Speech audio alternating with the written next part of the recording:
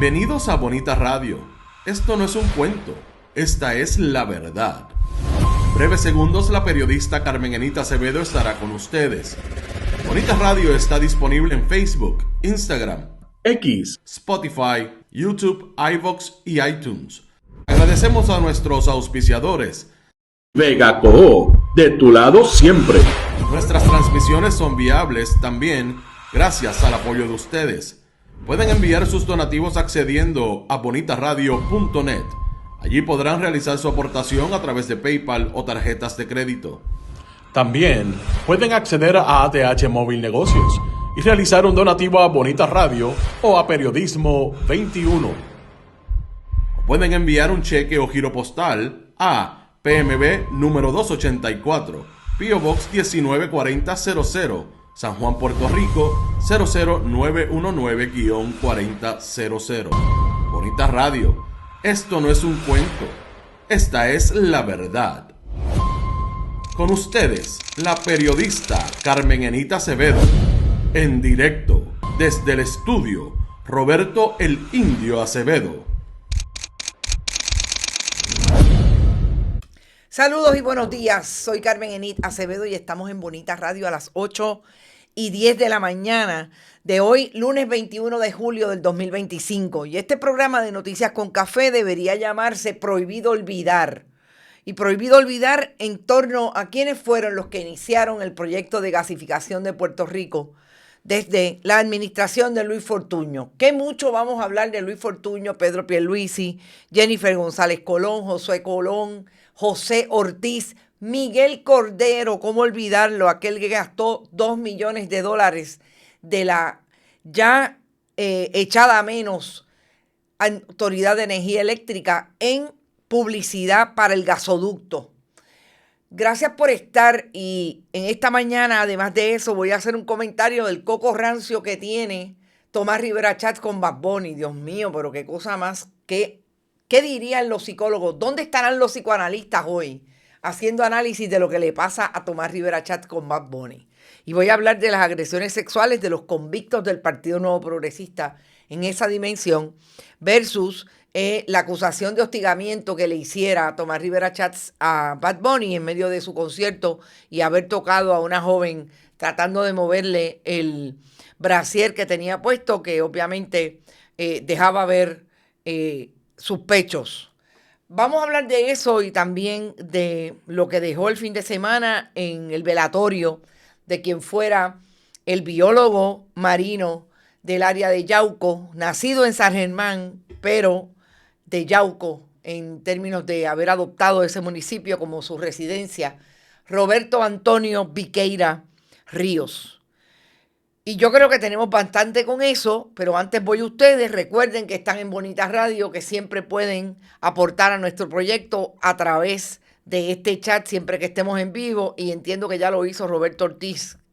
Roberto, no, yo no creo que sea Roberto, pero ya mismo lo menciono porque está por ahí. Llegó Florence Ramos como siempre primero, Brenda Gómez, José Jiménez, Vivian López, Edgardo Núñez Méndez, saludos Edgardo y a tu esposa, Rafael Sayas, Carolina Miranda, Gabriel Quiñones, Lizeth de León, Rita Guzmán, Rosa González, Tito Crespo, Edgar García.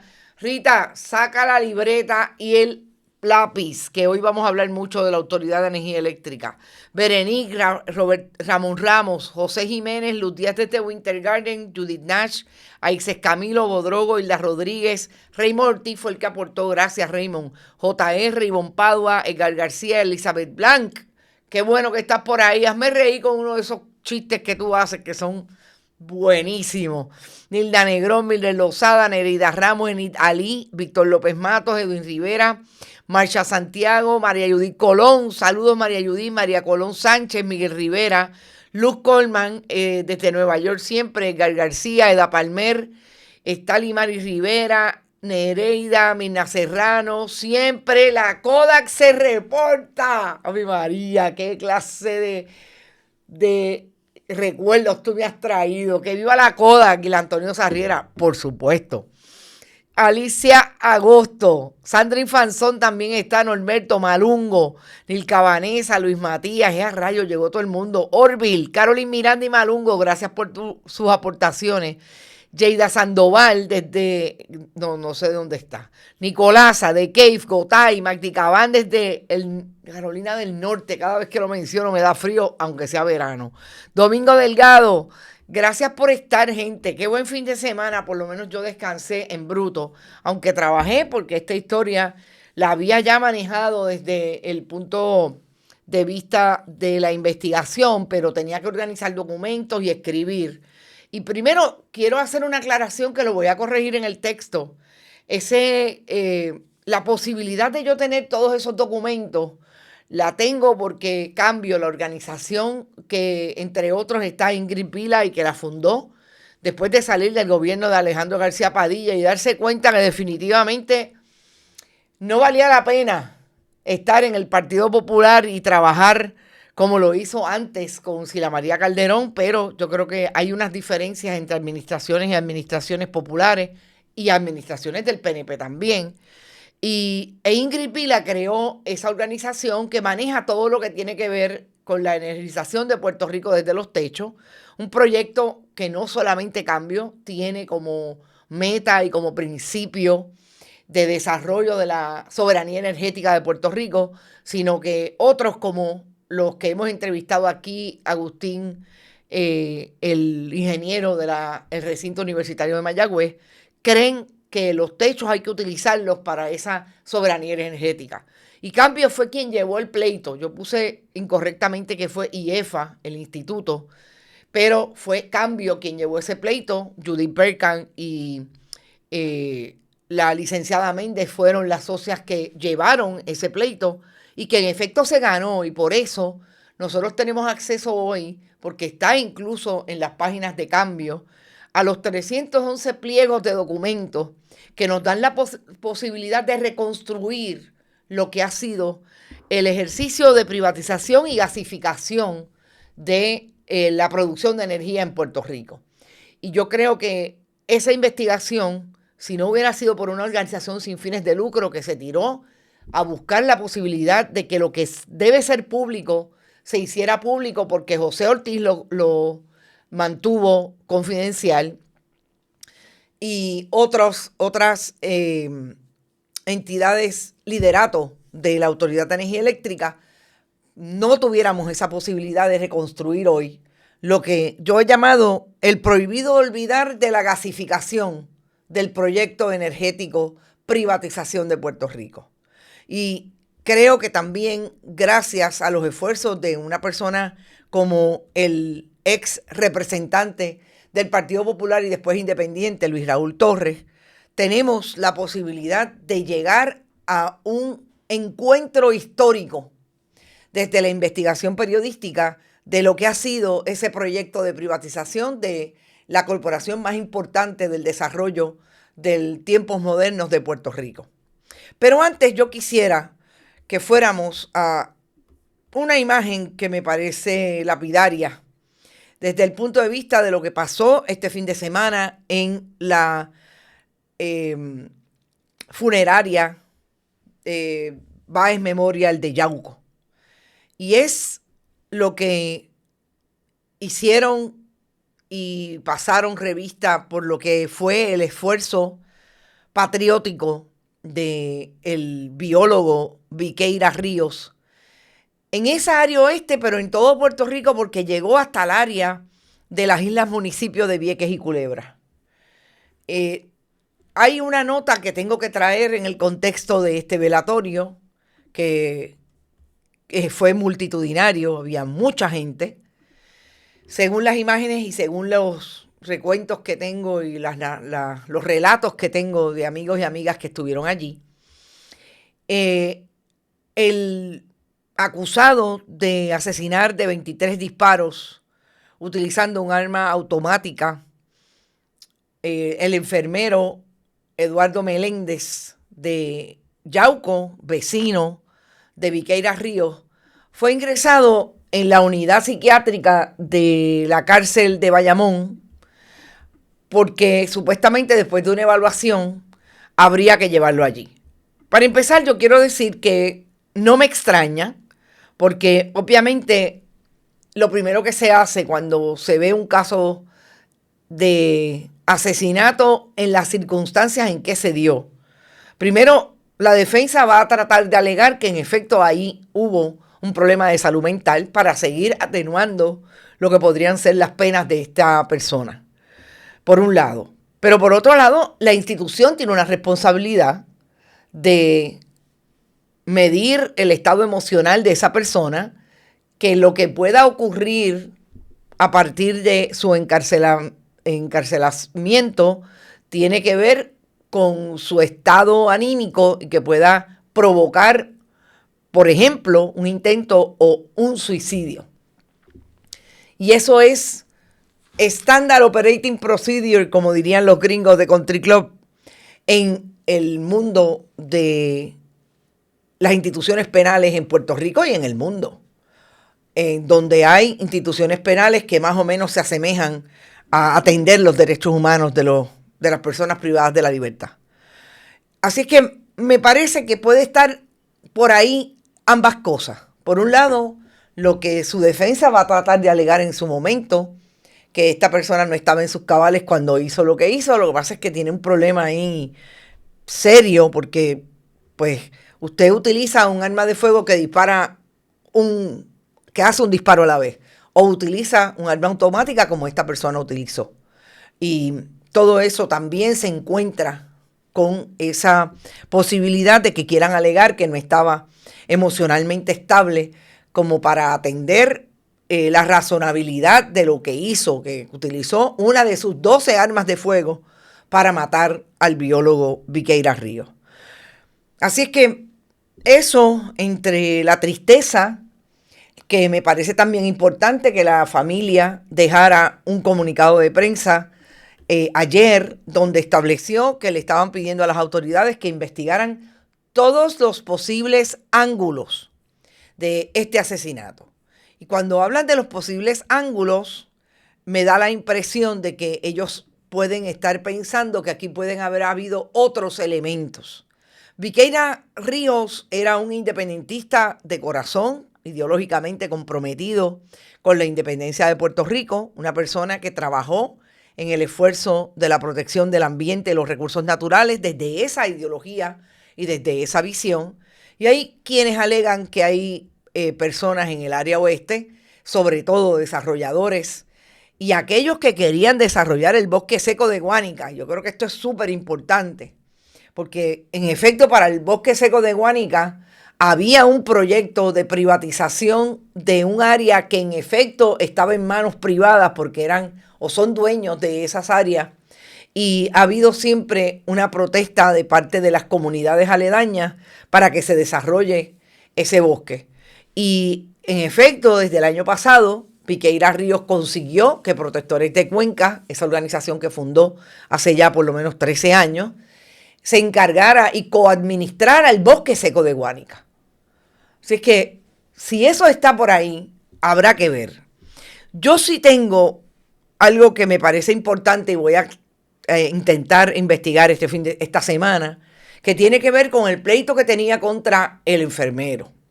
Porque hay algo aquí que a mí no me cuadra, y era un pleito, ya me llegaron documentos y hay una demanda, un mandamus radicado en el tribunal que se le falló en contra a Viqueira, que tiene que ver con esa pugna que tenían. Por un lado, como dijo Florence la semana pasada, en efecto hay una alegación del enfermero de que hubo una construcción de una verja ilegal de parte de Viqueira, pero todo eso me parece importante en el contexto de cómo se vio un caso en el tribunal, independientemente de cómo se fallara a favor o en contra del enfermero, y esta persona tenía 12 armas de fuego legalmente registradas.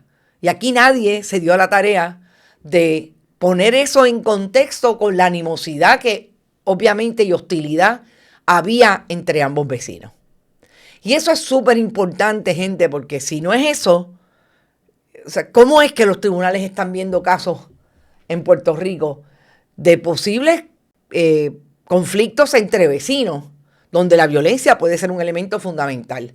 Y a mí nadie me diga que si usted tiene 12 armas de fuego es para verlas en una pared puesta. No, finalmente lo mató con una de esas armas de fuego. Vamos al tema del coco rancio que yo he querido llamar. Ustedes saben que un coco, en el argot puertorriqueño, para nuestras abuelas, nuestros abuelos, y a mí me enseñaron eso de tú tienes un coco con fulano o con fulana. Tiene que ver con esa relación que uno tiene de enchule, de gusto, de whatever, con esa persona. O puede ser también que tengas un coco, pero que sea, como dirían los psicoanalistas, bien el inconsciente y te pasas en esa mención y en esa búsqueda de que esa persona esté siempre presente en tu vida. Yo voy a partir del tema de Bad Bunny y el coco rancio que tiene Tomás Rivera Chats con él, con un comentario que puedo estar en parte, me gusta o me disgusta algo de ese comentario, pero yo creo que Neil tiene todo el derecho de colocar lo que ella entiende, o él. Nunca he sabido si Neil Rich es un hombre o una mujer. Si está por ahí, saludo. Puso en sus redes con relación a lo que hizo Tomás Rivera Chats este fin de semana, cuando aparentemente, en efecto, no es aparentemente, surgió que Bad Bunny en medio de su concierto le trató de arreglar el brasier o el sostén a una joven que aparentemente pues estaba bien expuesta, sus senos estaban bien expuestos. Dice Tomás Rivera Chats, ¿dónde está la procuradora de la mujer, las feministas, los reporteros, los auspiciadores, la gerencia del distrito de convenciones? ¿Qué pasó? Yo no entiendo por qué habla de la gerencia. Ah, bueno, sí, ahora entiendo. Algunos agresores pueden y otros no. Dice, obviamente, este presidente del Senado, en alusión a este toque que tuvo Bad Bunny arreglándole el brasier a esta joven. Realmente no es el brasier, es lo que tenía puesto, que era más o menos como una parte de arriba de un traje de baño, lo que sea. Yo lo vi, me pareció impropio, sí, no creo que Bad Bunny debió haber hecho eso, pero bueno, eso está ahí. A mí me pareció impropio. Pero lo que me llama la atención, y digo coco rancio, porque miren que Tomás Rivera Chats no hace otra cosa que estar pendiente a lo que hace Bad Bunny para tratar de demonizar las actitudes que tiene o las conductas que tiene, porque obviamente Bad Bunny ha sido ese elemento importante en la vida del Partido Nuevo Progresista de los últimos años, donde lo ha acusado de corrupción, los ha acusado de que le hacen daño al país, los ha acusado de que son mentirosas, en el caso de su líder y hoy gobernadora y presidenta del Partido Nuevo Progresista, Jennifer González Colón, y ha mantenido siempre una línea ideológica en contra de lo que él entiende es el proyecto político que más daño le ha hecho a Puerto Rico. Y yo creo que ahí eso es lo que no perdona Tomás Rivera Chats, que habla constantemente de Bad Bunny. Pero yo tengo una analogía que, además de los comentarios de Neil con relación a esto, me parece que es importante traer, y es ¿dónde estaba Tomás Rivera Chats cuando Edison Mil Aldarondo estaba agrediendo niñas de su familia y el país lo identificó como tal cuando las autoridades federales lo acusaron y las autoridades estatales lo acusaron de agresión sexual? ¿Dónde estaba Tomás Rivera Chats cuando llegó a la legislatura de Puerto Rico y los compañeros, incluso los empleados fantasmas de Edison Mil Aldarondo, aquel que protagonizó la orgía azul en una residencia de la urbanización Monte Carlo en Río Piedra, aquel que fue el que vendió a través de la legislatura del Partido Nuevo Progresista en la época de Pedro Rosselló González los hospitales a precio de pescado abombado? ¿Dónde estaba Tomás Rivera Chats cuando esta gente agredía a niños y niñas sexualmente? ¿Dónde estaba Tomás Rivera Chats cuando su amigo, el ex alcalde de Guaynabo, Héctor O'Neill, fue acusado y convicto de agresiones sexuales, entre otras, contra una joven que era su compañera en medio de la alcaldía y era una guardia municipal, que incluso lo acusó de agredirla sexualmente en medio de esa relación que tenía? Cuando Tomás Rivera Chats tiene el coco rancio que tiene con Bad Bunny y lo acusa de que en efecto ahí hay un hostigamiento o una agresión sexual, tiene que mirar para adentro. Tomás Rivera Chats tiene que ir al psicólogo y bregar con el coco rancio que tiene con Bad Bunny, porque ahí hay en efecto un asunto del inconsciente que está saliendo a cada momento. O alguien le tiene que quitar el teléfono, o alguien le tiene que decir, no vas a entrar más a las redes a poner lo que te dé la gana. El problema es que yo sostengo que esto es una estrategia que está desarrollando o que desarrolló Tomás Rivera Chats, sobre todo en esta administración del Partido Nuevo Progresista y de él como presidente del Senado, que le dirigen otros. Pero ese coco rancio no puede ser de Elías Fernando Sánchez Infonte o de otro que le esté manejando el asunto de comunicación. Es de él. Y él llama, mira, ponte esto. ¿Qué es esto? Entonces, pues a uno le tiene que sacar lo que es una realidad.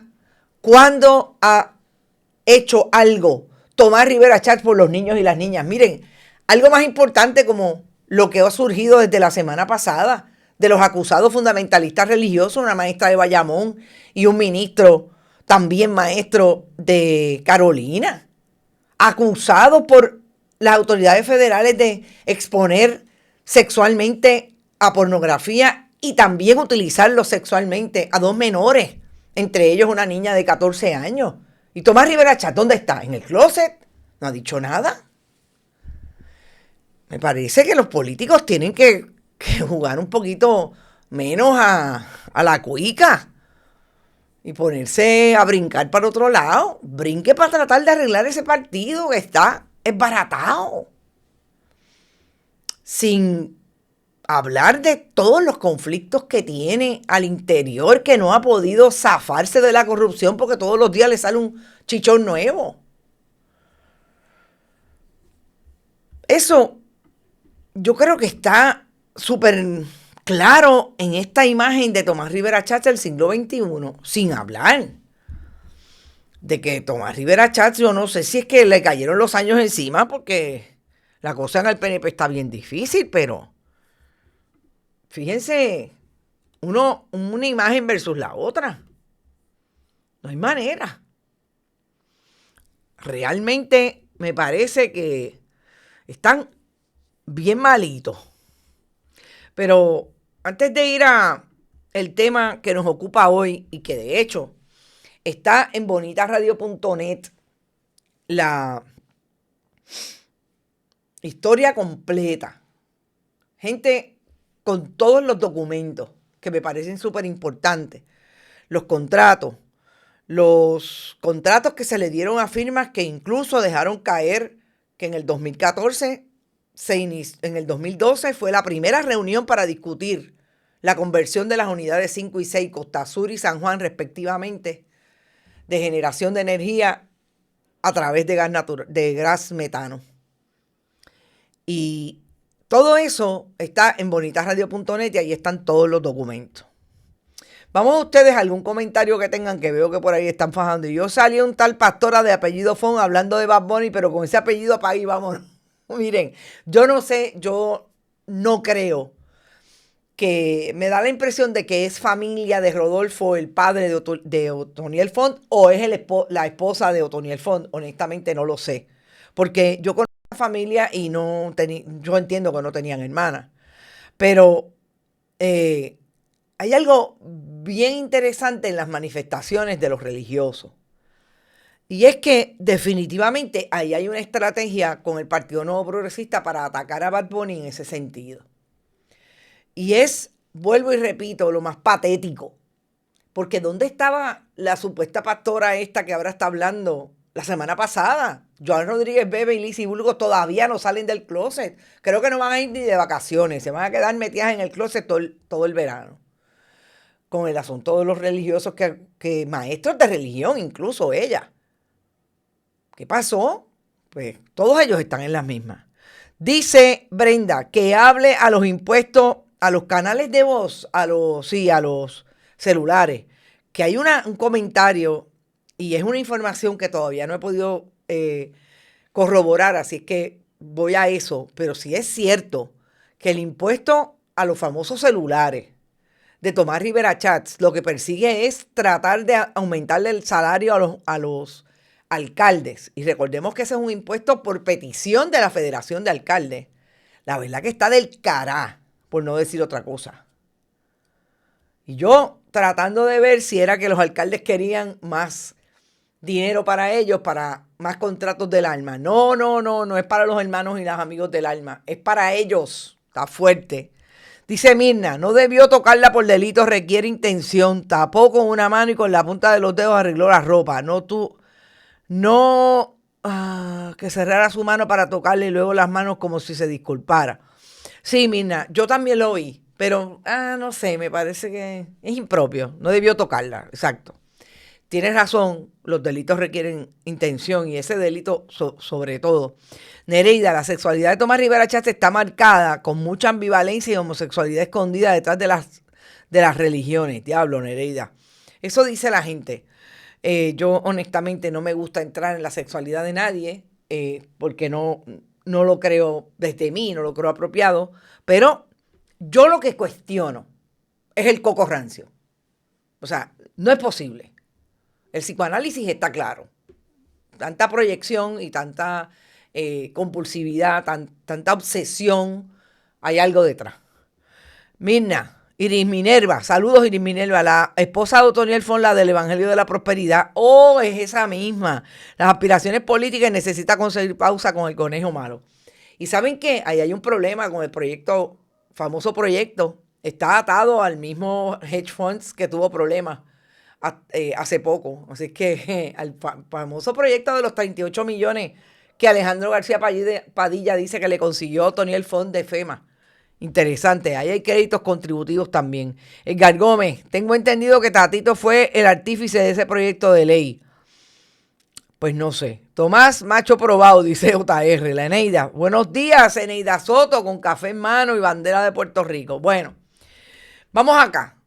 Vamos a lo que nosotros veníamos hablando y hemos traído en otras ocasiones, pero que obviamente logramos ampliar con el esfuerzo de esa demanda que se vio en el 2019 y que llevó cambio para que se descubrieran todos los documentos relacionados con la famosa RFP, el famoso RFP que hubo en el 2019 para que Genera se quedara con la venta como monopolio, la venta de gas metano a el gobierno de Puerto Rico a través de lo que ya tenía, y es bien importante esta parte, de lo que ya tenía en el 2018,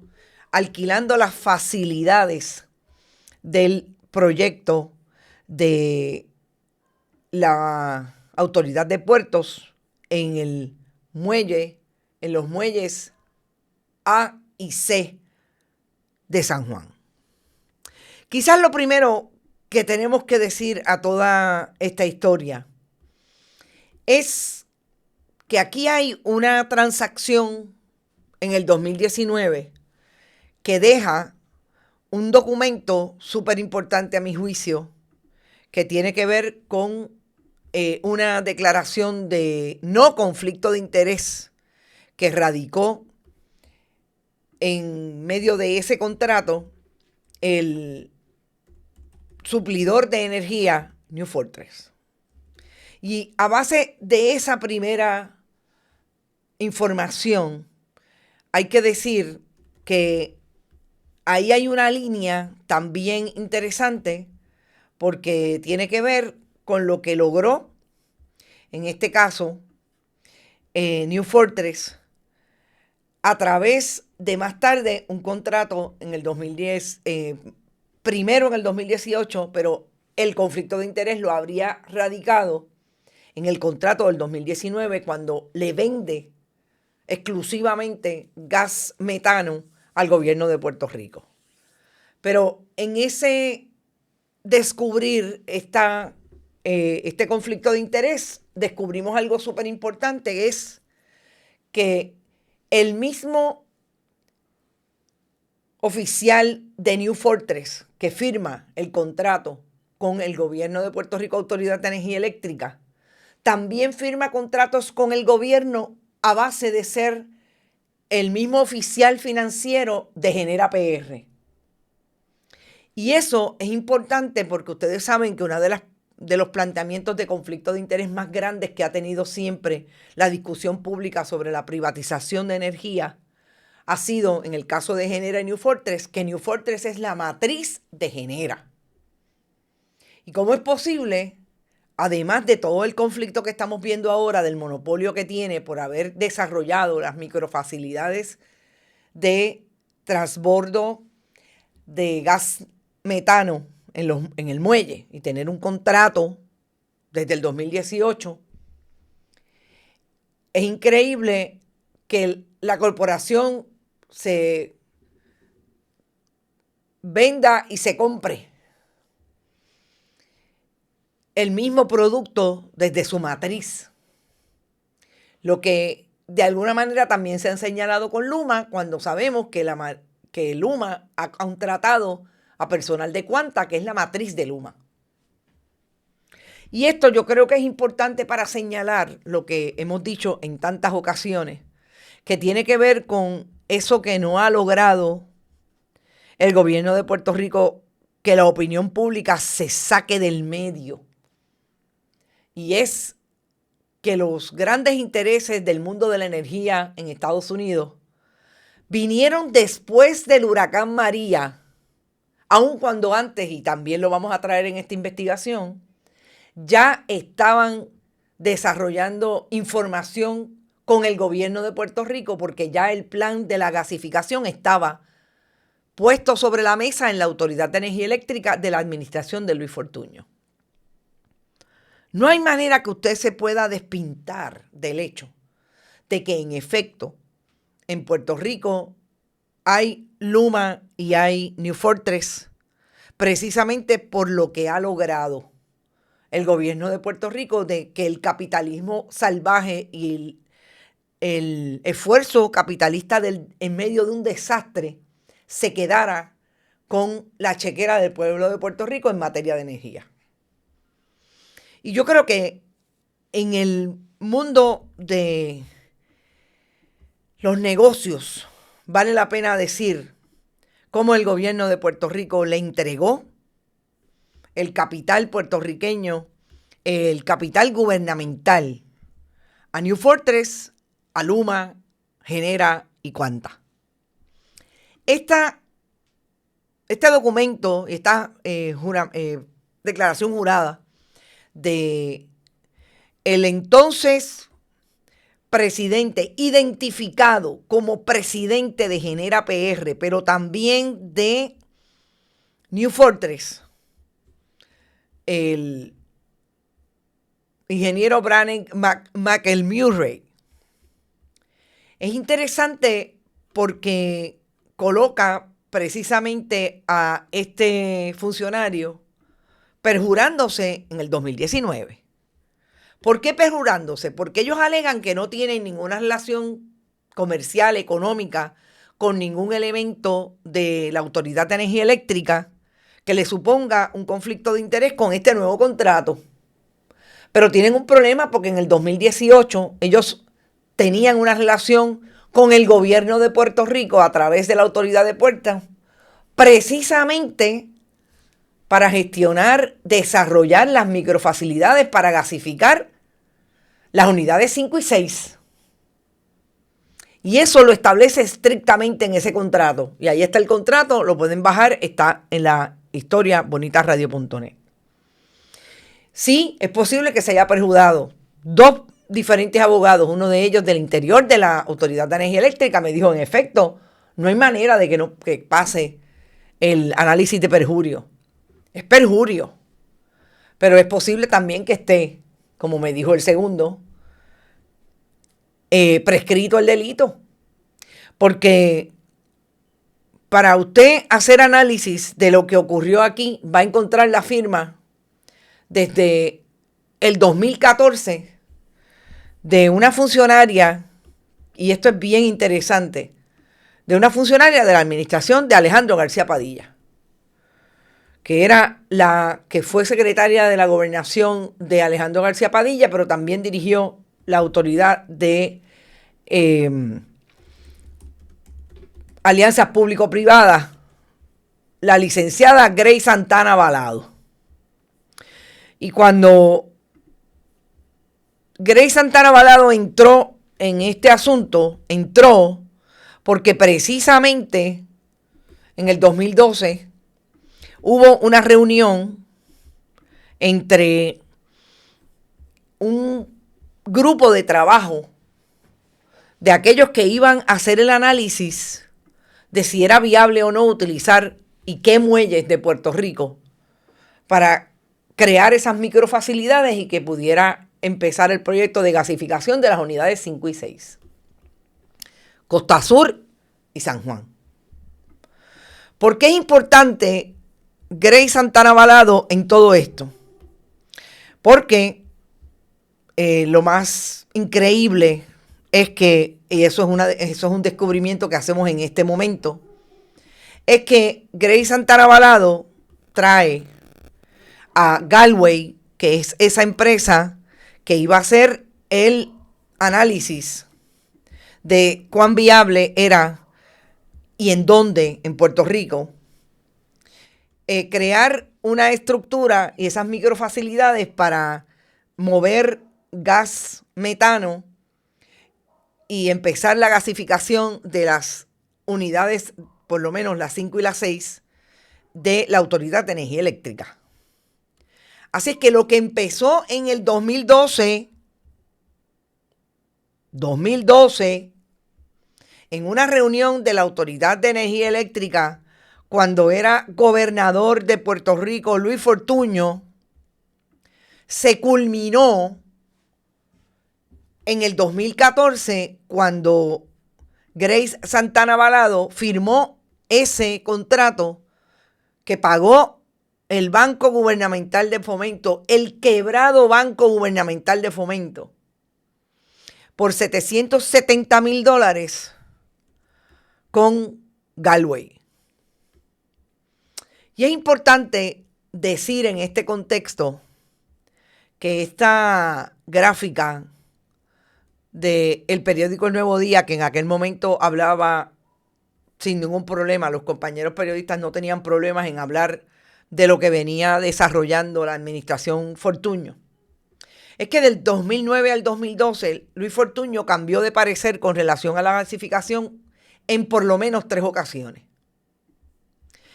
Cuando en el 2008 corría contra Aníbal Acevedo Vilá, decía que era un error pensar en seguir dependiendo de combustibles fósiles. Cuando fue gobernador de Puerto Rico en el 2010, dijo que Vía Verde, que se convertiría en un gasoducto, era la alternativa que representaba mayores economías para los abonados, la más costo eficiencia y la que mejor protege nuestra salud, la de menor impacto ambiental y la que requiere menos tiempo de reglamentación, de implementación.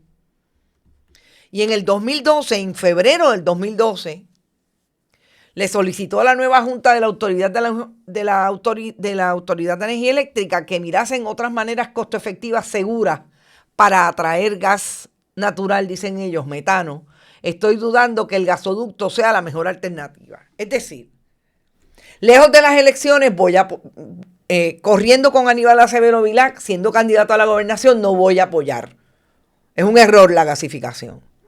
En el 2010 ya con los fondos ARRA de camino en la chequera del pueblo de Puerto Rico, empezó a utilizarlos y gastó mínimamente 700 millones de dólares, 700 millones de fondos ARRA en todo el invento y la proyección del gasoducto.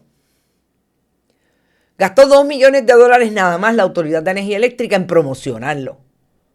Pero en el 2012, a meses de las elecciones, cuando la crítica y lo que las comunidades entendían no era bueno, amenazaba los votos del Partido Nuevo Progresista, volvió a recular con relación al gas y la gasificación a través de los gasoductos. Así que siempre ha estado atado Luis Fortuño a este asunto. A mí me pareció importante encontrar que entonces, después que Galway se sienta en el 2012, en agosto, a 3 meses de las elecciones, con el Partido Nuevo Progresista y la Autoridad de Energía Eléctrica, obviamente cuando perdió Fortuño, tenían que convencer a alguien y encontraron a Antonio García Padilla y a Grey Santana Avalado. Y le dieron ese contrato a Galway para que investigara. Y Galway hizo su trabajo y trajo un documento de 150 y tantos páginas donde establece por qué no puede ser Guayanilla, por qué no puede ser Yabucoa y por qué puede ser San Juan. 2012, 2014, 2015 entregaron el documento. En el 2015, antes, en la administración Fortuño, Miguel Cordero era un entusiasta del gasoducto, un buen PNP. Y Luis Fortuño, ya ustedes saben hasta dónde empujó el gasoducto. Ahora, en el 2015, cuando Galway entrega este documento, ahí empieza y hay un detente de la administración de García Padilla y no maneja el asunto de la gasificación de lo que dijo Galway. Mira, puede ser aquí versus acá. En ese documento de Galway también está en la historia de bonitasradio.net. Hay información técnica que deja claro por qué un área de los muelles en San Juan sí y otras no. Hay 14 opciones y recomienda la opción número 14. La Junta de la Autoridad de Energía Eléctrica en el 2018, en julio del 2018, hizo una presentación con relación a esta gasificación. Julio del 2018. Ustedes saben cuándo fue que Anthony Maceira le entregó a New Fortress los muelles B, A y C de San Juan para crear las microfacilidades. 2 meses antes, el 3 de mayo del 2018. 2 meses antes, ya la Junta, en julio del 2018, estaba diciendo, mira, esto es lo que hay, esto es lo que vamos a hacer. ¿Quiénes estaban ahí? Importante. José Ortiz, Gil Enseñat. José Ortiz nunca se ha ido del panorama, gente. José Ortiz y Josué Colón nunca se han ido del panorama. Siempre han estado ahí. Josué Colón regresó en el 2021 a arreglarle los entuertos con la autoridad a su jefe político, Pedro Pierluisi. Y mientras seguía la discusión y Josué Colón y José Ortiz estaban en el panorama, en el 2018 se endosó el proyecto de la conversión y se efectuó y se hizo contrato en septiembre del 2019. ¿Quién ha estado siempre alrededor de esto? Luis Fortuño. Porque Luis Fortuño dejó de ser gobernador, pero no dejó de ser cabildero de las compañías de energía a partir de ser un socio de Steptoe, uno de los bufetes de abogados de Estados Unidos que representa a las compañías de energía. Y en el 2017, fíjense, y aquí atravesado una nota al calce importante.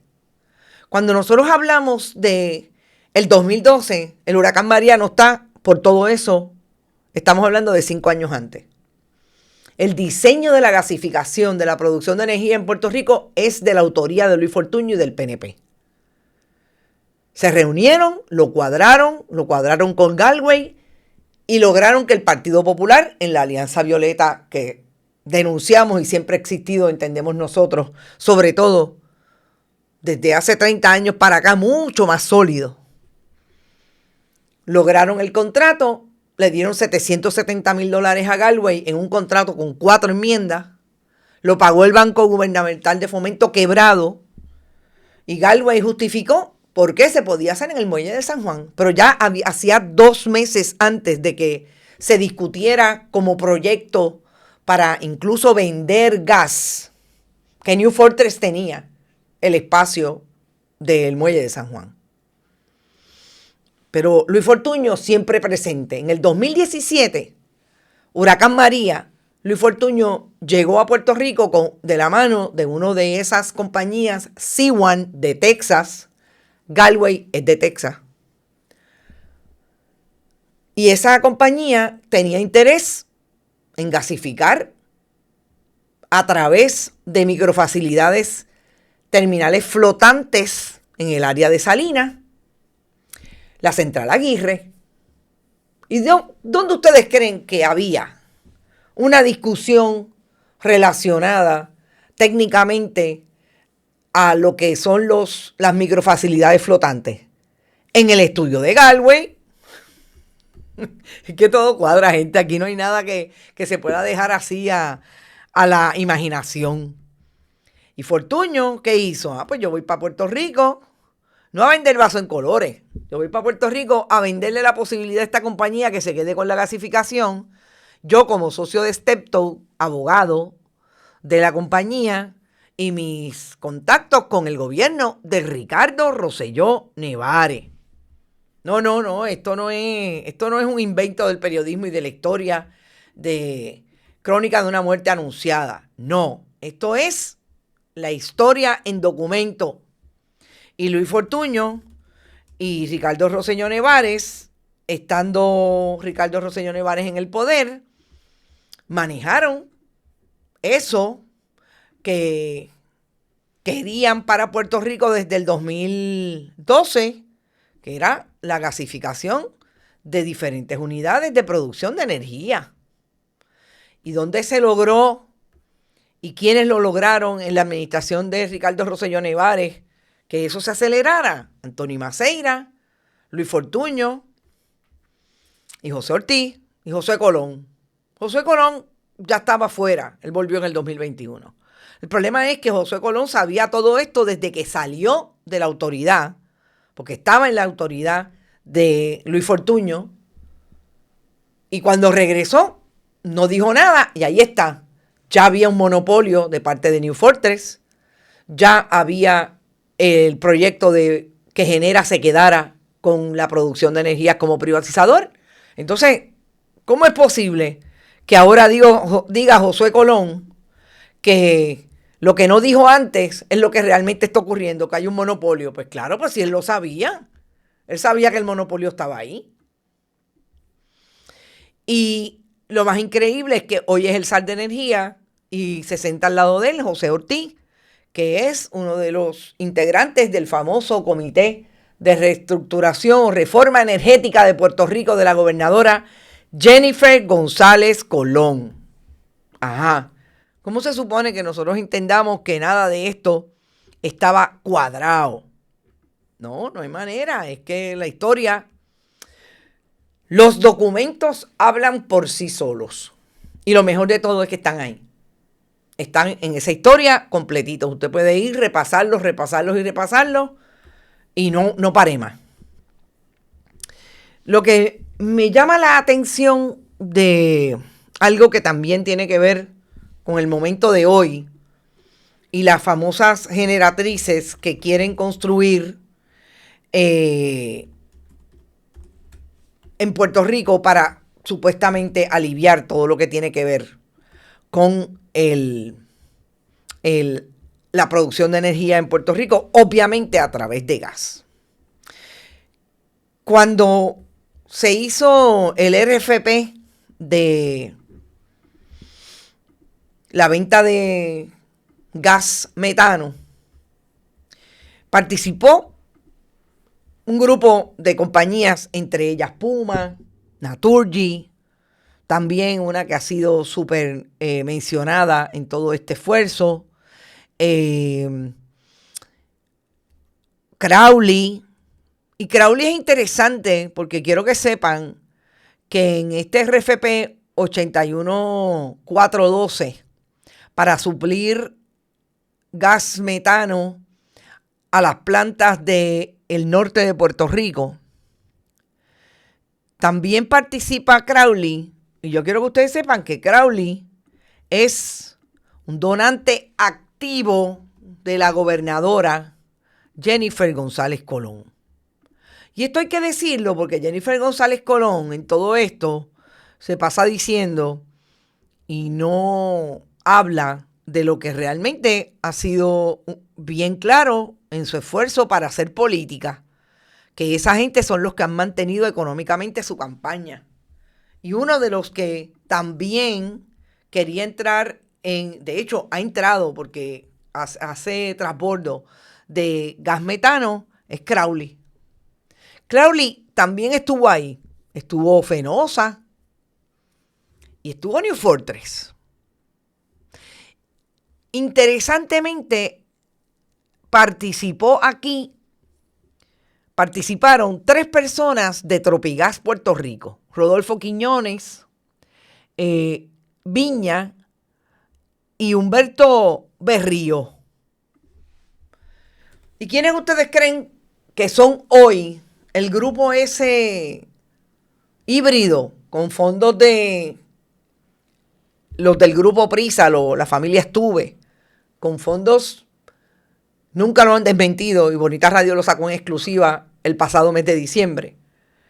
El cuñado del gobernador Andrés Guillemán Noble, precisamente Tropigas, Humberto Berrío y el hijo Luis Humberto Berrío, Humberto Luis o Luis Humberto.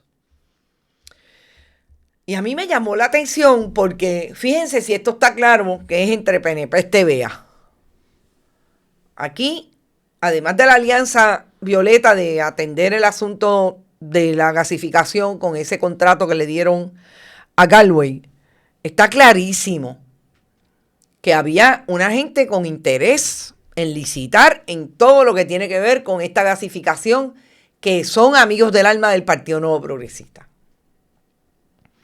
Desde el 2018 venía Tropigas ahí, mire, como el carrito del gas, nunca mejor dicho, bien clarito, viendo la posibilidad de colarse en esto. Lo logró en el 2025, 7 años, y muchos chavitos dejados al Partido Nuevo Progresista.